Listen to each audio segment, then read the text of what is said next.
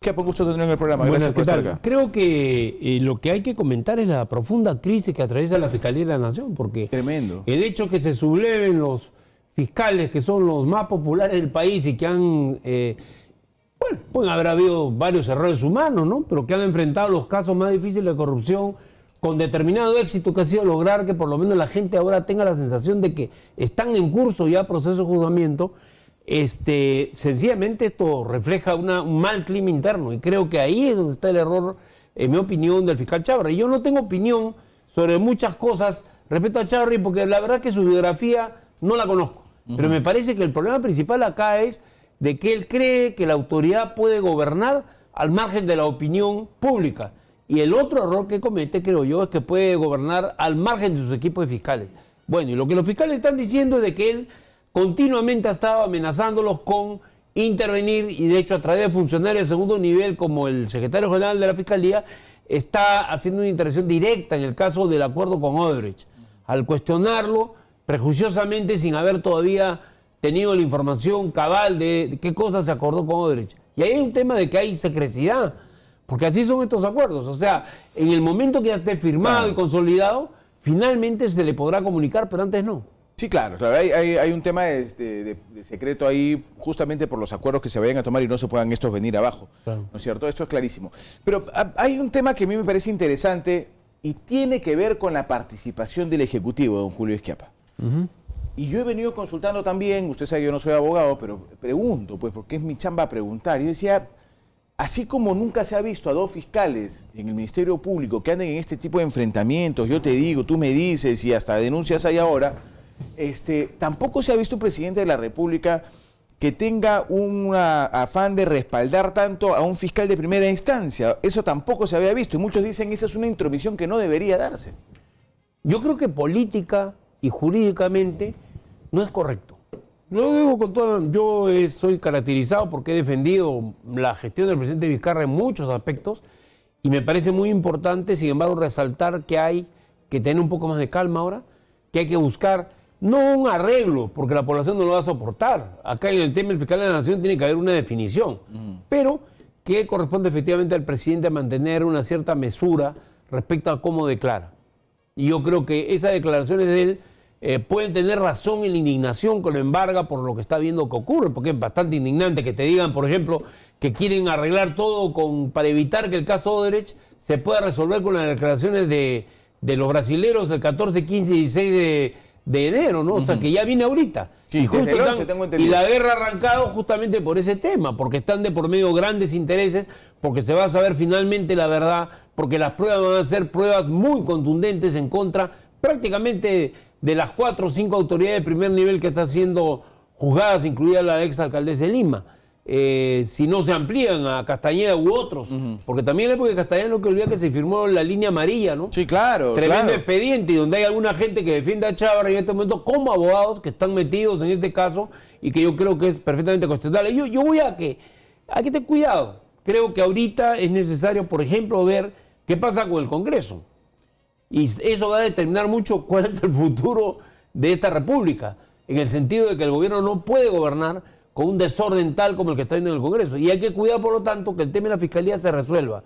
¿Cómo? Con la presión pública de los medios, con la propia defensa que haga el fiscal de la Nación de su causa, con la propia defensa que hagan los fiscales, el fiscal Vela y su fiscal Domingo Pérez, y que todo esto tiene que ver, tiene causas.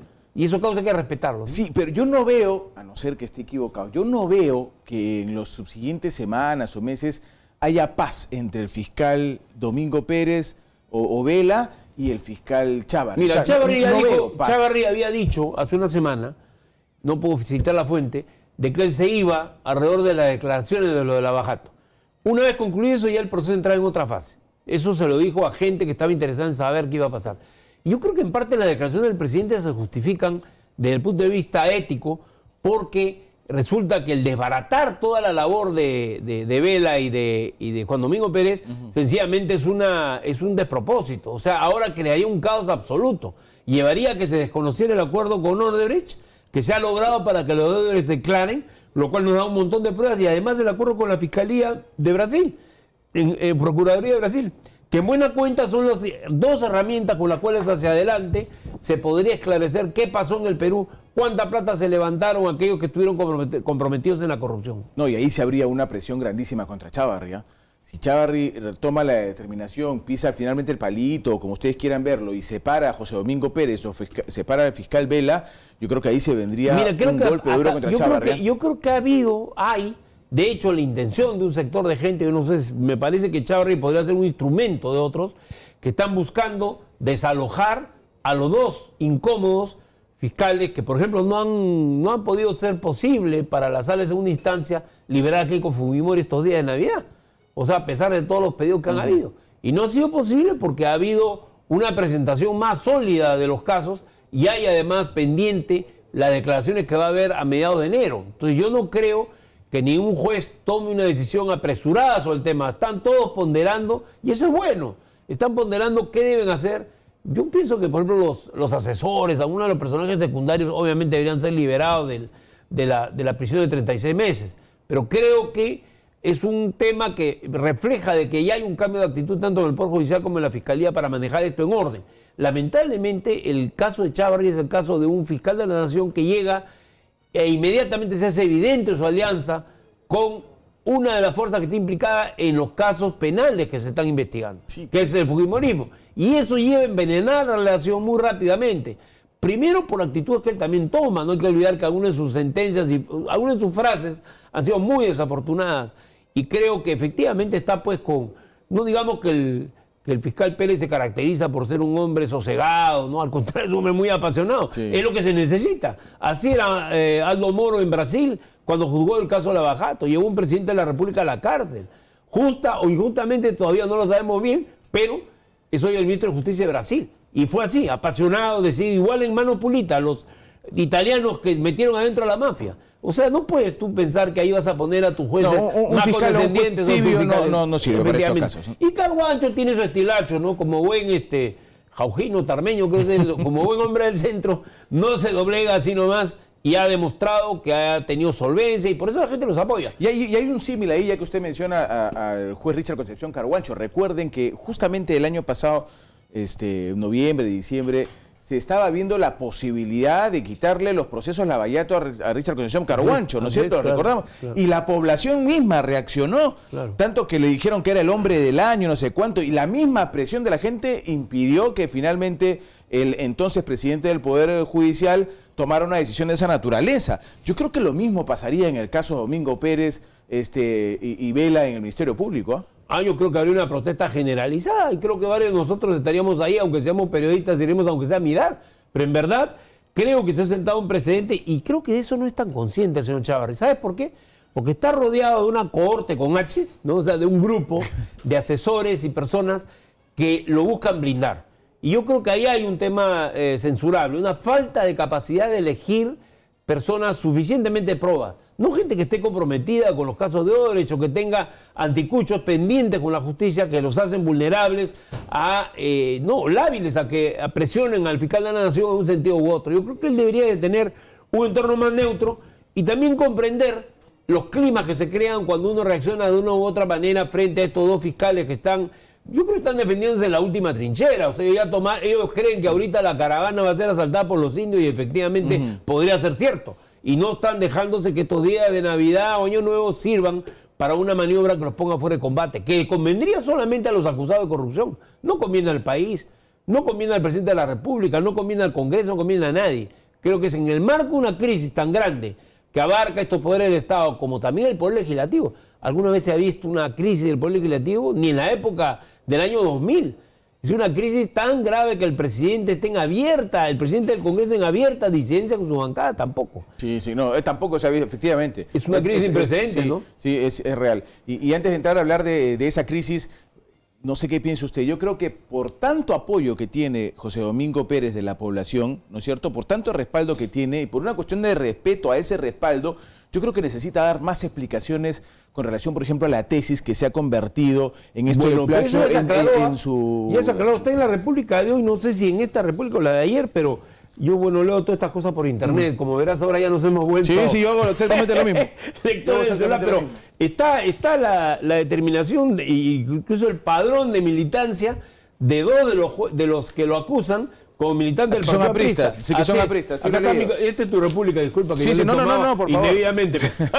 Que son apristas, sí, efectivamente. Y que creo que eso pues ya aclara un poco que podría haber una intencionalidad política. No necesariamente un denunciante que sea de un partido u otro tiene una digamos, neutralización ante la opinión pública. Pero yo creo que acá es evidente que este es un tema en el cual también han metido la mano para poder salvaguardar sus intereses, ¿no? Sí, pues, pero yo siento que el fiscal Domingo Pérez, él mismo debería salir al frente y dar mayores detalles de lo que ha significado esto. Pero ha salido ya, fíjate una cosa, eso ha salido el jefe del departamento de tesis, pero ha salido el jefe del departamento de tesis. Lo único que han publicado, si tú te fijas bien, porque tú sabes que acá pues mucha gente le tiene hambre a José Domingo Pérez. Sí, claro, y harían cualquier cosa para traerlo abajo. Sí. Resulta que y ojo que los apristas son expertos en analizar tesis. No hay que olvidar lo que pasó con Acuña en la Universidad Complutense. Brillante trabajo de los jóvenes apristas que estaban allá de beca y que se pusieron a pedido de Jorge del Castillo a hacer una investigación y descubrieron todos los plagios que tenía esa tesis. ¿Sí? O sea, claro. Sin embargo, en este caso solamente publican un párrafo. Y un párrafo que tú lo lees y te das cuenta que no hay pues una copia directa. Pero es un párrafo y se habla de 42 páginas. No, eso dicen, pero no es así. Yo lo he estado revisando, no es así, no son 42 páginas. Lo que pasa es que es un texto que es un texto muy general del cual tú puedes aducir muchas partes como que fueran plagio. Y creo que hay ahí pues un elemento que toma debe ser investigado, pero en este contexto creo yo que lo que están buscando es hacerle daño Y ojo, yo estudié medio año en la Universidad de Santa María de Arequipa, casa de estudios que yo aprecio mucho, es muy seria. Y ya salió la persona responsable de tesis también a desmentir que haya habido un plagio de la tesis, porque la tesis tiene una certificación. Ahí la habían pasado ya por el software de comprobación de copia. Y por lo tanto, no es manera de probar que haya 42 páginas que son parte de un plagio, como se está diciendo. Es una difamación. Ok. Y frente a todos estos temas, usted me plantea algo que me parece sumamente interesante también, porque es parte de la realidad y no la estamos viendo, que es el Congreso de la República, que está en crisis también. Sí. Está en crisis, por ejemplo, ¿no es cierto? Ya que hablábamos de los fiscales, llega este tema de la denuncia de Domingo Pérez al Congreso de la República, denuncia sobre el fiscal de la Nación, y uno dice, bueno, eso es que lo van a ver en el 2020. Porque en realidad, si las que ya tiene las arrastran y las arrastran, esta nueva que llega... vergonzosa la gestión del congresista Segura. Lo han puesto ahí de candado. Y él es un hombre que tiene cierta autonomía de pensamiento, es un abogado es una persona con formación política y formación profesional. Es inaudito.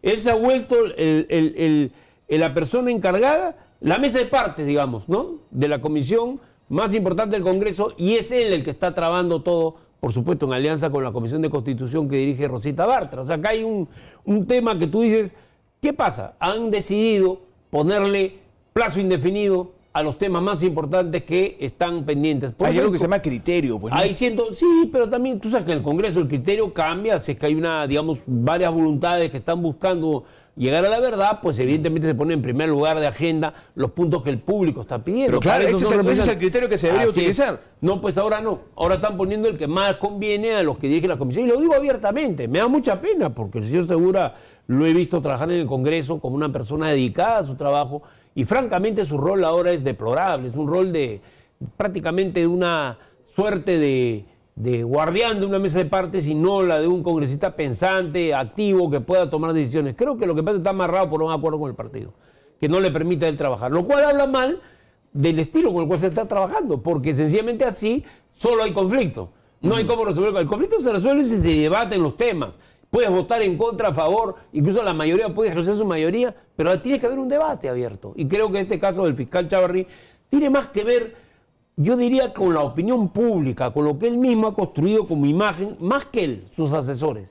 Yo no conozco su biografía, repito eso. Yo creo que el problema con Chávarri es básicamente el grupo que se le ha puesto alrededor, básicamente gente vinculada al fujimorismo, gente vinculada a Castañeda, gente vinculada a diferentes elementos que están siendo cuestionados por la lucha anticorrupción. Y creo que ahí está el problema. La gente lo ve al otro lado de la barda Y además él ha tenido algunas declaraciones un poco torpes al momento de hablar, ¿no? El propio abogado de Chávarri, el doctor Julio Rodríguez, hoy mismo en una entrevista me reconocía que efectivamente el tema de que el fujimorismo plantee un apoyo tan abierto, ¿no es cierto? El tema de la botica, donde se habla de la protección, merma la imagen del fiscal de la nación. Y la visita, no lo quiera, de Bartra, ¿no? De Rosita, hay que siempre decir Rosita Bartra, si no suena muy duro eso.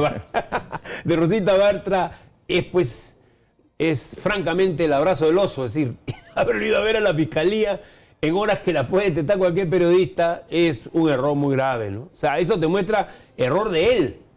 Y de ella puede también serlo, pero ella, digamos, no tiene tanta responsabilidad como el propio fiscal. Y tomado como elemento para la denuncia de José Domingo Pérez también. Así es, por supuesto. Lo menciona y dice, la visita de la señora Bartra, ¿no es cierto?, en estas circunstancias al fiscal de la Nación. Le ha ido llevando, como decían en la época antigua, ¿no?, un haz de leña para la hoguera en la cual se va a quemar al fiscal. ¿Qué posibilidades ve usted, don Julio, que realmente la bancada fujimorista reaccione en contra del presidente del Congreso, Daniel Salaverry? Bueno, acá el problema es que ellos han estado a la espera que salga Keiko, ¿no? Fujimori de la cárcel, para evitar demostrar una división, una bronca interna muy fuerte al momento de producirse un choque para sacar al presidente del Congreso, porque lo único que les queda es buscar su censura.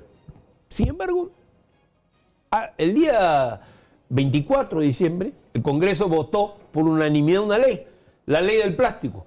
Porque era un tema que la opinión pública quiere. O sea, nadie quiere que haya bolsa de plástico que contaminen el mar. Pues bien, muy bien. O sea, 97 votos a favor. No tiene precedentes en los últimos tiempos una votación así.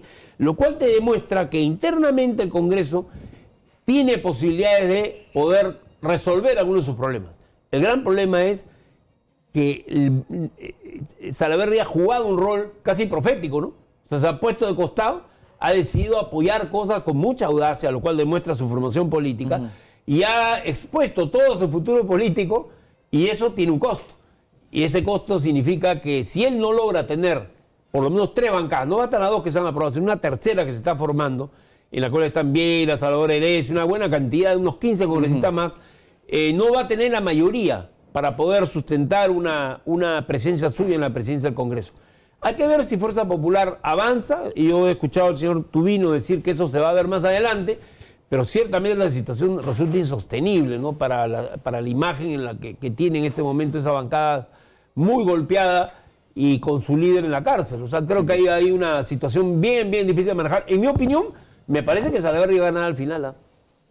Puede ser porque está muy venida menos la bancada de Fuerza Popular, ¿no es cierto? Y Salaverry ha decidido ya sacar el pecho e ir sobre la bancada de Fuerza Popular. Me parece que ahí tienes un factor nuevo, además, que también en esa bancada hay gente que quisiera irse, ¿no?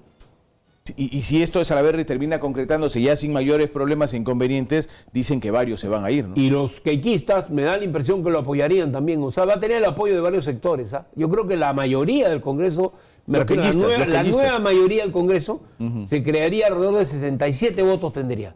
Esa nueva mayoría del Congreso, hablando de este nuevo grupo de 15 que se debe conformar en los próximos días, estamos hablando ya de una fuerza representativa que le haría mayoría sin que todavía se cuenten cuántos se pasan de bancada. A mí me parece detestable que haya transfugismo. Me parece muy malo que uno llegue al Congreso y luego cambie de bancada. Lamentablemente en este tipo de Congreso, donde ha habido tanta intolerancia, tanta agresividad, donde todos los días hay broncas y peleas por temas que son intrascendentes, donde muchos temas nacionales no se tratan, sencillamente se degrada el nivel del Parlamento y lleva a que entonces el enfrentamiento cotidiano termine por deteriorar las bancadas, las relaciones entre los congresistas y llevar a esta dispersión que estamos observando. Pero aunque parezca que no se puede deteriorar más, sí se puede. Bueno, yo te digo una cosa, te voy a decir muy francamente, Pepe, si se produce un deterioro mayor, alguien va a tomar la decisión de cerrar el Congreso, ¿no? Eso sería, perdón, peligroso, ¿eh? Pero claro que es peligroso. Porque claro además sería de facto, ¿no? Porque no se producen las condiciones para que constitucionalmente para ese tema el hombre más importante del país sigue siendo César Villanueva, ¿no? Que el día que gira su cabeza, baja la palanca y el tema pasa a otras, a mayores. No se ha hecho, ¿sabes por qué? Por un problema de imagen internacional del Perú. Y me parece bien. Julio, acompáñeme unos minutos más en el siguiente bloque, por favor. Me voy al corte rapidito y se va a unir a la mesa también el doctor Gutiérrez Tixe, que con ellos vamos a debatir sobre lo que está pasando en el país. Estamos hablando un poco del tema de la coyuntura, de lo que está pasando en nuestro país. Estábamos ya tocando el tema del Congreso de la República, estábamos hablando de lo que ha pasado en esta, parece la guerra de los roses, ¿no? Para ponerle algún nombre en la Fiscalía, en el Ministerio Público, si es que cabe el nombre, entre el fiscal José Domingo Pérez y el fiscal de la Nación. Y ahora el desprestigio se le suma con el tema del fiscal Concha, ¿no? Porque ahora resulta que se suma un fiscal que estaría inmerso en un tema de corrupción tremendo. Y hoy... En la zona más corrupta del país, ¿sabes? Que Que es desgraciadamente Chiclayo, la sí. hermosa ciudad de Chiclayo, el hermoso municipio de Chiclayo, ¿no? Es verdad, es verdad. Metido el alcalde provincial, metido el electo a Olmos. Segundo alcalde provincial que se va a la cárcel. No hay que olvidar el anterior alcalde enamorado que terminó también detenido en la época de Ollantumala por tener en su poder haberse robado como 80 millones de soles. Imagínese. Y tener en su casa más de 1 millón de soles Sí, guardados para la entró al Ministerio Público, abría cajón y encontraba todos los fajos de billetes. Terrible. O sea, eso demuestra una falta de sentido, aparte de sentido común de los autores de estos desaguisados, también refleja la falta de respeto a la opinión pública, la falta de que el funcionario sienta que él tiene deberes que cumplir hacia la población. En Chiclayo, antes de este alcalde de Cornejo, se produjo un hecho increíble. Por haber contratado empresas truchas, quedó abierto durante meses, todo el 2 años, el desagüe que estaba junto al mercado central de Chiclayo. Sí. Y es una zona turística, una zona donde va la gente a comer. Era insoportable el hedor por el calor que hay en esa zona del norte, en pleno fenómeno del Niño. Y sin embargo, no hubo marcha atrás. Hubo intento del Ministerio de Vivienda por lograr, mediante una ley nueva, rehacer esas obras, y el alcalde lo quiso. Por eso fue que Ollantumala lo metió adentro, porque francamente era ya un desafío absoluto y una voluntad de hacer lo que le parecía, ¿no? Por eso es que es grave lo que pasa en este momento con Cornejo, que es otra persona con experiencia política, no es cualquier pichoncito. Es una persona que además tiene manejo empresarial, etcétera, y mira cómo termina, ¿no? Bueno, y el alcalde electo de Olmos tampoco es un pichoncito, ¿ah? Ah, no, Cerrato ha sido miembro inclusive del Frente Independiente Moralizador. Sí, claro. Ha sido un alcalde que salió electo por ese frente y sin embargo hoy es un líder connotado de este proceso en el cual evidentemente tiene responsabilidad, parece ser, por ser el nada menos que el intermediario para las coimas con el señor Abel Concha, ¿no? Claro, y el señor Abel Concha decía ser su chapulín colorado. Así es. ¿No es cierto? Sí, en una grabación. Tú me ayudaste a poner aquí, ahora yo soy tu chapulín colorado y te voy a salvar. Eso demuestra la ¿qué profundidad nivel de la del corrupción. Ministerio Público? Eso te demuestra, por ejemplo, cómo es posible que haya cosas como lo del alcalde Moreno, el presidente regional Moreno del Callao. El Callao. Que haya cosas como Álvarez, que hasta hoy está sin tener sentencia firme, sin haber sido juzgado, habiendo robado como ha robado en su región. ¿Por qué? Porque hay autoridades que están en una red de apoyo que cobran plata mes a mes por esto. Y eso es lo que tiene que desbaratar tanto el fiscal Chávarri como el nuevo presidente del Poder Judicial, el juez José Luis Lecaros. Ellos tienen una misión muy importante, particularmente en el caso del Poder Judicial, creo yo, que es lograr acabar con estas redes que están perfectamente detectadas, que ellos saben dónde están y que pueden ellos en rápida acción, como se ha hecho con otros casos, lograr un resultado. Usted menciona el tema de Ancash, y lo de Ancash es realmente asombroso, ¿no? Hay asesinato por medio. No, pero además ¿no? después de César Álvarez, Sí. entraba un gobernador regional, preso. Entraba el siguiente gobernador regional, preso. Creo que como 4 se fueron presos. Una banda de los sinvergüenzas que se habían apoderado del poder. No te olvides que desde Ríos, que era un hombre con problemas psicológicos, ¿no? Ha venido habiendo una presencia en la región de funcionarios sin ninguna moral, sin ninguna capacidad de poder ejercer el cargo con probidad y demostrando que tienen amor al servicio público, ¿no? Sí, es verdad. Y ahora sí se une ya nosotros a la mesa el doctor Gutiérrez Bexi para estar con nosotros y conversar de todos estos temas. Doctor, bienvenido, gracias por estar acá. Habíamos empezado el diálogo, doctor, hablando del tema del Ministerio Público y esta bronca, fiscal de la Nación y el fiscal de primera instancia, José Domingo Pérez. ¿Cuál es su posición de la denuncia que ha hecho José Domingo Pérez? Bueno, yo tengo una posición más institucionalista, ¿no? Yo creo que los poderes públicos tienen que someterse a determinados estándares de resguardo de sus instituciones y de sus valores, y en el Ministerio Público pues opera un principio básico, que es el principio de jerarquía. Por lo tanto, los fiscales inferiores son representantes del fiscal de la Nación, que es el titular de la investigación penal y de la persecución del delito, ¿no? Dentro de ese orden de ideas, yo creo que quien está en la obligación de guardar el decoro es el subordinado.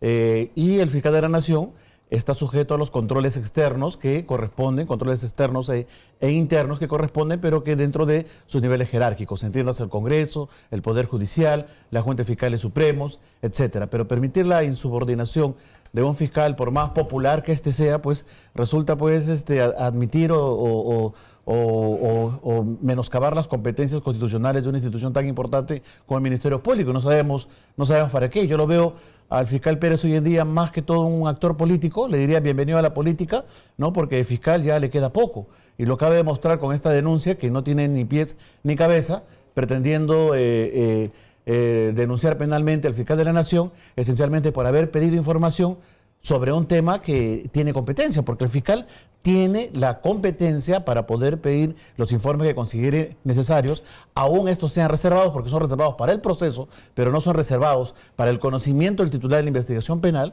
y por lo tanto, pues en este caso el fiscal de la Nación sí está en competencia, está ejerciendo sus competencias constitucionales. ¿Usted también cree que se ha convertido ya en un actor político más que en fiscal José Domingo Pérez, don Julio? Sí, acabo de escucharlo acá Julio que me dice que lo pone como ejemplo a Moro, pero Moro ahora es ministro de Justicia, pues entonces pues a eso es lo que vamos a ir, ¿no? A que el señor Pérez en unos años más allá sea ministro de Vizcarra, posiblemente su segundo gobierno, ¿no? Porque Vizcarra también creo que apunta a reelegirse en el cargo, ¿no? Entonces pues estamos acá tramando una estructura de poder que está utilizando el sistema judicial para poder utilizar como herramienta o plataforma política. Y eso está ocurriendo mucho en la región y me parece preocupante, ¿no? Sí, me parece que es imposible que uno ignore la realidad que está viviendo el Perú. Esta es una realidad de confrontación y es una realidad que no se resuelve poniéndose la camiseta escrita del Código Penal o el Código Civil o de la Constitución. Y ese es el error que cometen muchos amigos abogados, y el doctor además Gutiérrez es una persona que yo aprecio mucho, conozco hace muchos años, lo he visto batallar fuerte en la época de Valentín Paniagua por meter adentro a varios de los delincuentes de aquella época, y creo que él debe comprender que en esa época, si hubiéramos respetado a Rodríguez Medrano, a una serie de estos jueces que dominaban el Poder Judicial y no hubiéramos hecho una presión política y mediática, ciertamente Montesinos hubiera terminado en plena libertad y Fujimori tampoco hubiera terminado con sus días en la cárcel. Creo que hay una línea delgada y en eso, por supuesto, la opinión política de cada cual yo la respeto. O sea, hay quienes pueden parecerles que Vizcarra exagera. Yo he dicho hace unos minutos que me parece que hay que contenerse, que no puede tampoco intervenir tan abiertamente en este caso, porque es un caso delicado. Pero creo que el fiscal Chávarri sigue creyendo en algo que tú estás diciendo. Cree que el poder del fiscal no depende del pueblo. Yo no digo que él sea un funcionario elegido, él depende de la Constitución. Pero no toma en cuenta la opinión del pueblo. Creo que ese es un error, él lo ha dicho incluso públicamente. ¿Pero en qué sentido? En el sentido de que tiene que tomar en cuenta que la opinión pública tiene una percepción de lo que está pasando. En la fiscalía considera que la mayor, y ojo que yo no soy abogado, la mayor parte de los casos que están manejando Carguancho y Pérez, con defectos y con todo, representan una causa nacional, un objetivo nacional, que no solo es político, y no solo del presidente de la República, es de la nación peruana, que es lograr mejores estándares que nos hagan un país limpio, honorable y competitivo. Yo no conozco al señor Carguancho con una sentencia donde haya condenado a un conjunto importante de acusados por delitos. No conozco. Conozco en el país puras medidas preventivas. Hoy en día los jueces se han acostumbrado a utilizar las medidas preventivas como sentencias anticipadas. Pero hombre, él no es juez de sala penal cualquiera, él es juez justamente del inicio del proceso. No conozco al fiscal Pérez ganando un caso importante. Los conozco dando medidas preventivas sobre la base de sospechas. Bueno, ahora bien, ¿hay que respaldarlos? Correctamente que hay que respaldarlos. Yo entiendo definitivamente que el fiscal, si yo hubiera permitido, o yo hubiera admitido, o hubiera visto que el fiscal de la Nación haya interferido en el allanamiento, se haya opuesto a la acusación contra los miembros de Fuerza Popular, haya perturbado porque haya enviado otro fiscal al momento en que estos realizaban los actos para la investigación correspondiente, hubiera interferido en la acción judicial y fiscal, yo entendería pues que estamos ante un fiscal de la Nación que está parcializado y que por tanto carece de legitimidad. Pero si el fiscal no se mete y únicamente por los canales correspondientes le pide un informe, es un absurdo que no se lo haga. Los argumentos utilizados por Domingo Pérez en la acusación. Perturbación porque ha pedido un informe. No, yo creo que acá hay algo más. Ese es el encubrimiento. El encubrimiento. Pero no es lo único que dice abiertamente Peña Cabrera, que es un hombre de Chávarri, ha estado en Brasil, ha ido a Brasil, a buscar cambiar el curso de las resoluciones que ya habían para el proceso. ¿En qué época? Hace un mes, por favor, está en los periódicos, léelos. O sea, yo estoy haciendo un juicio sobre la base de una cosa objetiva, Peña Cabrera ha informativa. trabajado con Pablo Sánchez Velarde. Sí, claro. Y ha sido encargado de la jefe de unidad de cooperación extrajudicial con Pablo Sánchez Velarde. Así es. Él ha ido a Brasil. Pero eso conocía su vinculación con un partido político que está ahorita en la estacada. Es que estamos en un supuesto. Porque No es también, supuesto. Estamos en un supuesto porque así podríamos también conocer pues la vinculación que tiene San Martín con la caviarada o con gente que está ligada pues a los sectores de izquierda. No son supuestos, está bien dicho. O sea, hay una intencionalidad porque él ha tenido relación con el Partido Aprista y con gente vinculada a la APRA vía la Universidad San Martín, donde él también ha tenido actuación, donde su padre fue uno de los fundadores. Realmente es increíble. Y es una persona. No, es que yo no digo que eso tenga que ver. Lo que tiene que ver con él es que su mística, su forma de enfocar el tema ha sido en conflicto con los fiscales. Peña Cabrera no ha sido un colaborador. Ha sido un colaborador hasta un punto y se ha vuelto Peña Cabrera es colocado en el anuncio también.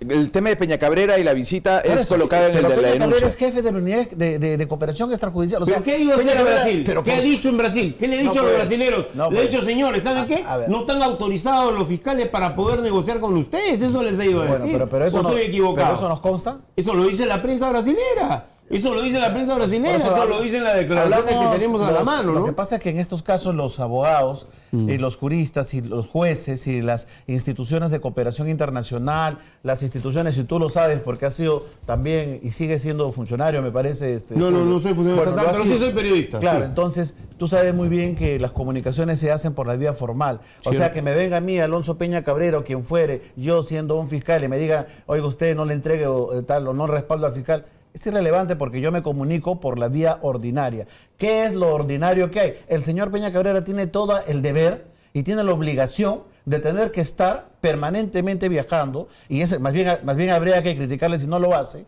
y tiene que estar pues en el mismo lugar de los hechos porque es el jefe de la Unidad de Cooperación Judicial Internacional. Entonces, bastante cuestionado, ¿no?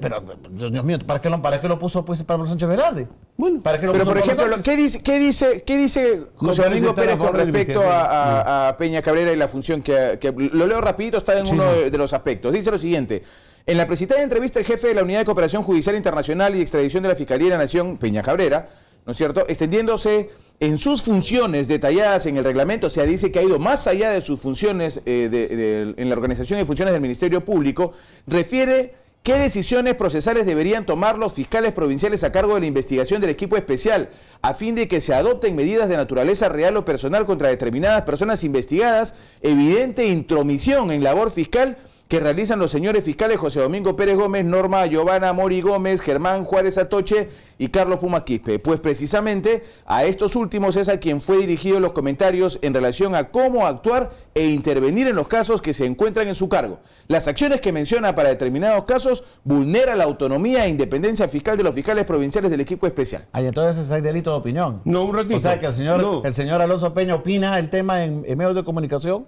y ya es una perturbación de la acción de la justicia. Le voy a explicar. Pero perdón, doctor, si me permite. Déjame terminar bien la idea porque adelante. El delito de encubrimiento requiere de 3 presupuestos. Legalmente requiere de un presupuesto. O bien tú ocultas a la persona que cometió el delito, o bien ocultas a los bienes de procedencia ilícita. Hay uno tercero que ha establecido la jurisprudencia, la Corte Suprema ha dicho, no solamente puede ser por esas vías, sino también por la vía de la perturbación grave del proceso judicial para encubrir a un delincuente. En consecuencia, para que el señor Peña Cabrera perturbe gravemente, tiene que meterse al proceso. Pero si opina públicamente, tiene tanto derecho para opinar y puede señalar el criterio que él considere que corresponde, porque no tiene ningún grado de vinculación, ni tiene ningún grado de dominación en el ejercicio de la función del fiscal. Entonces, realmente, el que perturba es aquel que finalmente, cuando va a venir la policía, pone pues un camión. O sea, no se está extendiendo en sus funciones, como dice el fiscal. Pero se ha ido a hablar ante la procuradora de Brasil para decirle que no está bien la declaración de apoyo a los fiscales. Eso no es exacto, pues. Sí es exacto, no, porque, perdón, la denuncia, hablamos de la denuncia. Bueno, vamos en la denuncia, lo que dice el señor Pérez es de que el fiscal Peña Cabrera ha opinado cómo deben manejarse en la función fiscal. Ahora resulta que eso es una denuncia pues que no lo firmaría ni un cachimbo de derecho. Vamos hablando de cachimbo. Es una vergüenza esa denuncia. Vamos al oficio 898. El oficio 898 es una queja escrita que hizo Rafael Vela respecto al, que es un hombre además de completa credibilidad, no está en tanta discusión como el fiscal José Domingo Pérez, en el cual ya ahí él denuncia el intento de descalificar el acuerdo con Odebrecht. O sea, ellos van a Brasil representando al Ministerio Público del Perú, con el respaldo de todo. Está también en esta denuncia. Así es. A eso me refiero. Está en la denuncia. Lo ha dicho el Ministerio Público de Brasil. Ha dicho que han ido los fiscales a... Pero la procuradora, el doctor no lee los diarios, pues. No lee los diarios, pues. Porque ahí sale la procuradora diciendo que ha tenido... Pasa que tú solo estás leyendo los diarios del comercio. No, yo no leo el comercio. Para defender a Graña y a la construcción. No, por favor, señor. Si yo me pongo a hacer la lista de los ofensores que usted tiene, sería terrible. La resolución 3620... es un comunicado en el cual ellos hacen conocer, adjuntan el comunicado en esa denuncia, al cual hacen conocer cómo en pleno allanamiento, Erika Delgado, fiscal de Callao, fue del equipo especial, fue destituida en el momento de una acción jurisdiccional. ¿Por qué se fue destituida? Como una forma de amenazamiento y de presión, evidentemente, eso la prensa también lo ha dicho. Y según la denuncia, perdón, ya que mencionas ese tema, según la denuncia de Domingo Pérez, esa es una reacción a una especie de pedido que hace Fuerza Popular desde la bancada. Así es. Bueno, estamos hablando todo sobre conjeturas, ¿no? Es lo que dice la denuncia. Por eso. Bueno, pero por eso, ¿alguna prueba? No es tanta conjetura. Por ejemplo, el señor Peña Cabrera es conocido por la prensa como ser una de las personas que revela todo lo que se está haciendo en las acciones de los fiscales. Bueno. Y termino con lo siguiente. Entonces Peña Cabrera le entrega ahí de él ilegalmente los audios. Ese es otro tema. Pero puede ser, sí, pues. Ilegalmente, quizás, no sé. Quizás no hubiéramos descubierto a Montesinos y Lucho Iberico, quien tú también... Fernando Olivera, no Lucho Iberico. Lucho Iberico, yo estaba ahí, Lucho Iberico fue el que recibió los videos y fue el que se los dio a Fernando, pero no importa. Lo histórico fue que ahí se vino abajo una dictadura gracias a una denuncia. O sea, los videos eran malas en ese momento y no ahora. No estamos en una dictadura. Yo creo que son pruebas con la misma carácter. En el gobierno está Vizcarra. Yo quisiera decir lo siguiente. Hay gente, sobre todo los abogados que tienen defensas, digamos, que tienen que ver con los temas de corrupción, que están en este momento haciendo una campaña en contra del presidente de la República respecto a este tema. Pero si están haciendo una campaña, tiene 46 denuncias penales. Perdón, señor, en el Partido Popular Cristiano, de cuyo grupo parlamentario tú has sido asesor, ha habido una persona que ha hecho 86 gestiones para Odebrecht en los arbitrajes. ¿Quieres que te recuerde el nombre? Debe estar preso, ¿no? El señor Horacio Canepa. Debe estar preso. Sí, pues, pero está vinculado estrechamente a una persona con la cual ha trabajado. Pérez, en la lista de estudios que están vinculados a estos temas de corrupción, hay varias que tienen vinculación con prominentes personajes de ese partido político que cuando Horacio Canepa empiece a hablar, van a tener graves problemas, porque todas esas son 84 arbitrajes en la Cámara de Comercio de Lima. En su momento hablaba de la señora Lourdes Flores, financista del partido, no voy a decir bajo la presidencia de quién, del Partido Popular Cristiano, que a mí me merece mayor respeto, pero simplemente eso fue funesto.